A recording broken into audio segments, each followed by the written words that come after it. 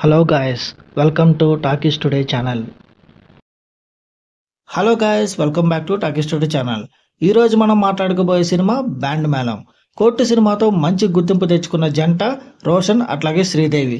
వీళ్ళు మళ్ళీ కలిసి నటించిన ఈ రొమాంటిక్ డ్రామానే బ్యాండ్ మేళం రీసెంట్గా థియేటర్స్లో రిలీజ్ అయింది. మరి ఈ సినిమా మనల్ని ఎంతవరకు మెప్పించిందో మన టాకీస్ టుడే వర్షన్ రివ్యూ స్టైల్లో డీటెయిల్గా తెలుసుకుందాం. సో వీడియోని కనుక మీరు ఫస్ట్ టైం చూస్తున్నట్టయితే ఒక లైక్ చేయండి, కామెంట్ చేయండి, అలాగే మన ఛానల్ని సబ్స్క్రైబ్ చేసుకోండి. చాలామంది మన ఛానల్ని సబ్స్క్రైబ్ చేసుకోకుండానే వీడియోస్ చూస్తున్నారు గైస్. మీరు సబ్స్క్రైబ్ చేసుకుని చూడడం వల్ల ఛానల్కి ఎంత ఎంకరేజ్మెంట్గా ఉంటుంది. సో సబ్స్క్రైబ్ చేసుకుని వీడియోస్ చూడండి.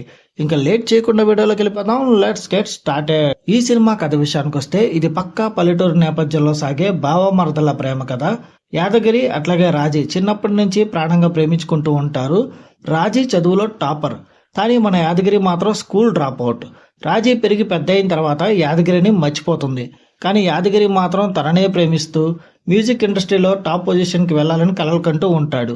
మరి తన లక్ష్యాన్ని చేరుకుని రాజీ ప్రేమని యాదగిరి ఎలా గెలుచుకున్నాడనేది ఈ సినిమా యొక్క మెయిన్ పాయింట్. ఈ సినిమా పాజిటివ్ పాయింట్స్ ఏంటో ఇప్పుడు చూద్దాం.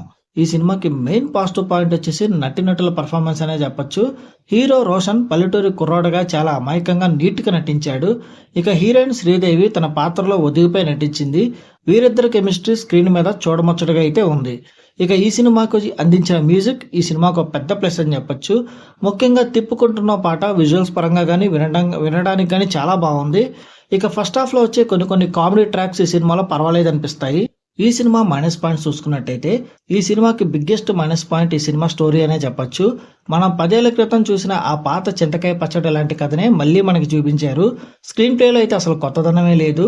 ఫస్ట్ హాఫ్ కొంచెం ఎంటర్టైన్మెంట్గా అనిపించిన సెకండ్ హాఫ్ మాత్రం చాలా స్లోగా బోర్ కొట్టిస్తుంది. లాగ్ ఎక్కువగా ఉండడం వల్ల ప్రేక్షకుడు స్టోరీ నుంచి డిస్ట్రాక్ట్ అయిపోతాడు. ఇక క్లైమాక్స్ వరకు వచ్చేసరికి కొన్ని సీన్స్లో అయితే ఎమోషన్స్ కూడా ప్రాపర్గా పండించలేకపోయారు. సాయి కుమార్ లాంటి సీనియర్ నటుల్ని తీసుకుని కూడా ప్రాపర్గా యూజ్ చేసుకోలేదు ఈ సినిమాలో. ఇక ఈ సినిమా టెక్నికల్ డిపార్ట్మెంట్ చూసుకున్నట్టయితే ఈ సినిమాకి అందించిన సినిమాటోగ్రఫీ పర్వాలేదు అనిపిస్తుంది. విజువల్స్ అన్ని కొంచెం నీట్గానే ఉన్నాయి. ఎడిటింగ్ విషయంలో మాత్రం ఇంకొంచెం జాగ్రత్తగా కేర్ తీసుకుంటే బాగుండేది అనిపించింది. ముఖ్యంగా సెకండ్ హాఫ్లో చాలా సీన్స్ ట్రిమ్ చేయొచ్చు.